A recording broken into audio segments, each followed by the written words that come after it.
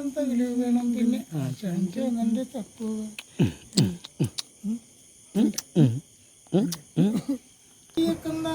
തയ്യക്കന്താരോ തയ്യക്കൻ തയ്യക്കൻ തയ്യാരോ തയ്യക്കന്താരോ തയ്യക്കന്താരോ തയ്യക്കൻ തയ്യക്കൻ തയ്യാരോ കൈകൊട്ടു പെണ്ണെ കൊട്ടു പെണ്ണേ കൈകൊട്ട് കൈകൊട്ടു പെണ്ണെ കൈകൊട്ടു പെണ്ണേ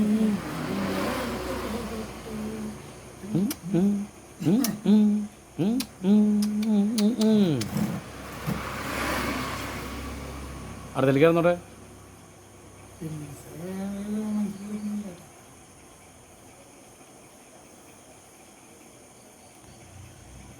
നമ്മളെ മണിച്ചേട്ടൻ്റെ എല്ലാവരും മനസ്സിന് ഇങ്ങനെ ഹരം കൊള്ളിക്കുന്ന ഒരു സാധനമുണ്ടല്ലോ.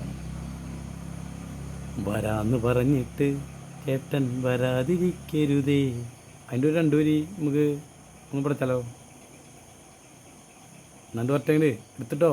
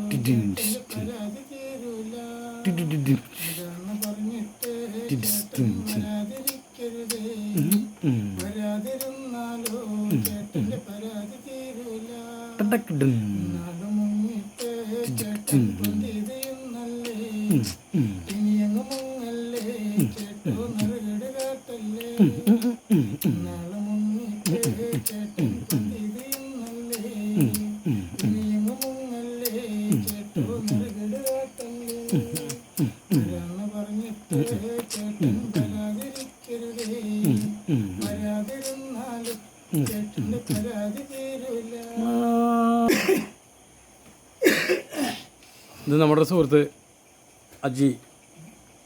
അദ്ദേഹം ഇപ്പോൾ താമസിക്കുന്നത് അളവള്ളി കോക്കൂർ ഭാഗത്താണ്. അദ്ദേഹം ഇടയ്ക്കിടയ്ക്ക് നമ്മുടെ കടയിൽ ഇങ്ങനെ വന്ന് ഡെയിലി കട പൂട്ടാറാവണ നേരത്ത് വരും. എന്നിട്ട് കുറച്ച് നേരം ഇരുന്നിട്ട് ഞങ്ങളിങ്ങനെ കലാപം മുണിയുടെ നാടൻപാട്ടും അങ്ങനെയൊക്കെ കുറച്ച് നേരം പഴയ കാലങ്ങളൊക്കെ ഇങ്ങനെ അയവർക്കും. അതിലേറ്റവും കൂടുതൽ ഹൈലൈറ്റ് എന്ന് പറഞ്ഞാൽ കലാപം മുണി ചേട്ടൻ്റെ നാടൻപാട്ടുകൾ ഇങ്ങനെ ഇരണ്ടീശ്വര്യങ്ങൾ പാടും. പാടാറിയാത്ത ഞാനും പാട്ട് അറിയാവുന്ന അദ്ദേഹം കൂടി ഞങ്ങളിങ്ങനെ സമയം സ്പെൻഡ് ചെയ്യും. അദ്ദേഹം നല്ലൊരു കലാകാരനാണ്. അളവള്ളിയിൽ നമ്മളെല്ലാവരും വളർത്തിക്കൊണ്ടേണ്ട ഒരു വ്യക്തിയാണ്. അദ്ദേഹത്തിന് നല്ല സ്റ്റേജുകളൊക്കെ കിട്ടുമ്പോൾ നമ്മൾ ഇനി അവസരങ്ങൾ കൊടുക്കണം. നല്ലൊരു ഗായകനാണ് അദ്ദേഹം. മീൻകാരി പെണ്ണിനെ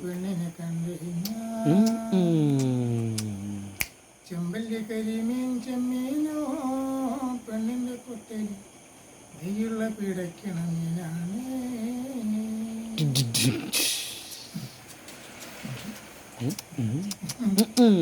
ചാലക്കുടി ചന്തയ്ക്ക് പോകുമ്പോ ചന്ദന ചൊപ്പുള്ള മീൻകാരി പെണ്ണിനെ കണ്ടു കഴിഞ്ഞാൽ